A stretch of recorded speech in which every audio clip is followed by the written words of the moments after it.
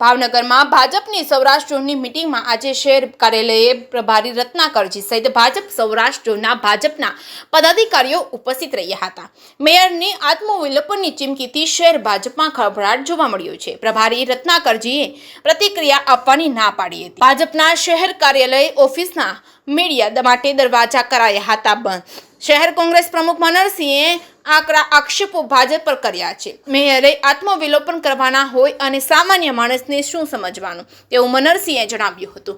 આત્મવિલોપનની ચીમકી જ્યારે આપતા હોય ત્યારે પોલીસે પણ અટકાયતી પગલાં લેવાની ફરજ પડે છે। જે કેસની ગુજરાતી સાથે હિરેન ભાયાણી ભાવનગર।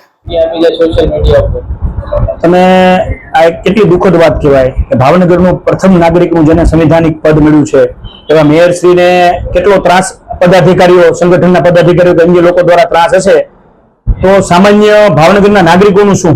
ભાવનગર મહાનગરપાલિકાના જે મહાનગરના નાગરિકો છે, જે જનતા છે, જે મતદારો છે એ કોની પાસે ન્યાય માંગવા જશે? જો મેયર પોતાની જાતને સુરક્ષિત નથી સમજતા તો આ ન્યાય કોની પાસે માંગવાનો? ભારતીય જનતા પાર્ટીના કેવું શાસન હશે કે ભાવનગરના મેયરે ગ્રુપમાં એમ કહેવું પડે કે મને વધુ હેરાન કરશો તો હું આત્મવિલોપન કરીશ। હું ખાસ કરીને કોઈ પણ વ્યક્તિ જયારે આત્મવિલોપનની વાત કરતી હોય ત્યારે પોલીસ એના અટકાયતી પગલાં લેતા હોય છે, એનું નિવેદન પણ નોંધતા હશે। તો હું ભાવનગર પોલીસને પણ કહીશ કે શું તમે આ મેયરશ્રી આત્મવિલોપનની વાત કરી છે તો શું તમે એમના ઉપર અટકાયતી પગલાં લેશો?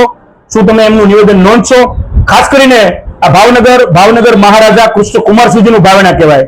છેલ્લા અમુક વર્ષોના ભારતીય જનતા પાર્ટીના શાસનમાં આ ભાવનગરની કેવી દશા બેસાડી છે કે લોકોને અત્યારે સામાન્ય વસ્તુઓ માટે પણ વલખા મારવા પડતા હોય છે।